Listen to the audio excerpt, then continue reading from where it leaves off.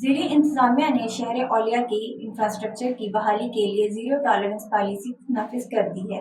Deputy commissioner Umar Jahangir ने गुंजान शहरी इलाकों में भरपूर तजावजात ऑपरेशन का हुक्म जारी कर दिया है। इस हवाले से पहले मरहले में Nishtar road, Gulbagh, Gardezi market, Mumtazabad, old Shujabad road मुकम्मल क्लियर करने का टास्क दिया गया है, जबकि MDA, म्यूनिसिपल कॉरपोरेशन और जिले कौंसिल की मुश्तरका कमेटी में तश्कील कर दी गई है। डिप्टी कमिश्नर की हिदायत पर बाजारों, मरकजी शाहराहों पर सुर्ख निशानात लगाकर सिलसिला शुरू कर दिया गया है और 2 रोज में मुख्तलिफ इलाकों में भरपूर तजावजात ऑपरेशन शुरू कर दिया जाएगा।